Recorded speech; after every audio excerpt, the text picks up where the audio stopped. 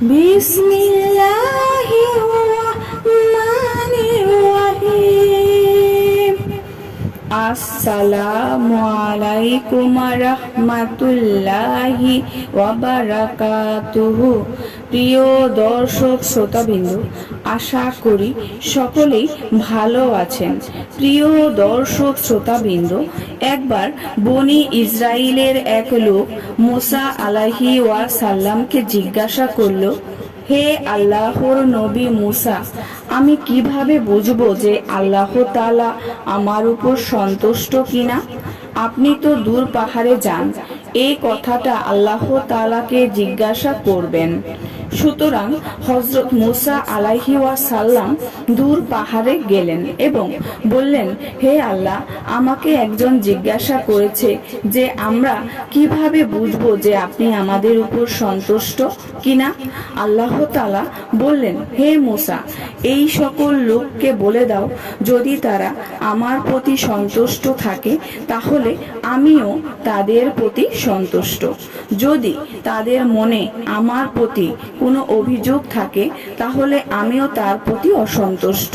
সুতরাং আল্লাহ আমার প্রতি সন্তুষ্ট নাকি অসন্তুষ্ট, এটা জানার সহজ পদ্ধতি হলো নিজের মনকে জিজ্ঞাসা করা যে আমার মন আল্লাহর প্রতি সন্তুষ্ট কিনা। প্রকৃত মুমিন সর্ব অবস্থায় আল্লাহর প্রতি সন্তুষ্ট থাকে, তবে কুফর এবং গুমরাহ ব্যতীত সর্ব অবস্থায় আল্লাহর প্রতি সন্তুষ্ট। আল্লাহ যে অবস্থায় আমাকে রেখেছে সেটি আমার জন্য উত্তম, সেটি আমার জন্য মঙ্গল।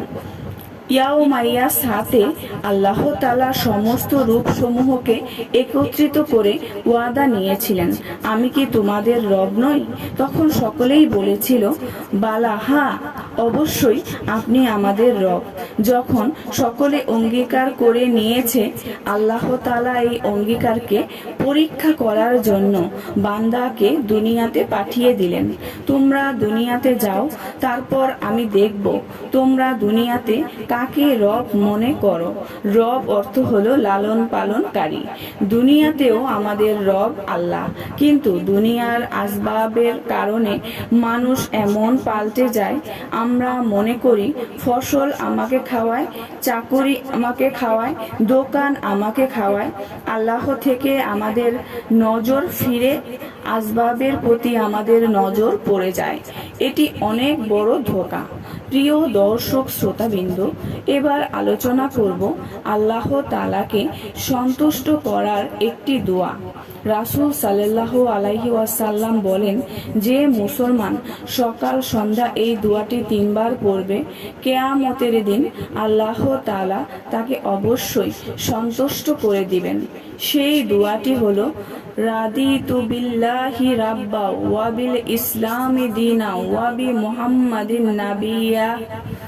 অর্থ, আমি আল্লাহ তাআলাকে রব হিসেবে, ইসলামকে দিন হিসেবে এবং মুহাম্মদ সাল্লাল্লাহু আলাইহি ওয়াসাল্লামকে রাসূল হিসেবে মেনে নিয়ে সন্তুষ্ট।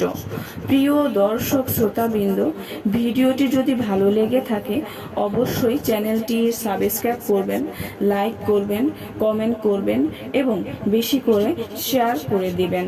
সবাই ভালো থাকবেন। আল্লাহ হাফেজ।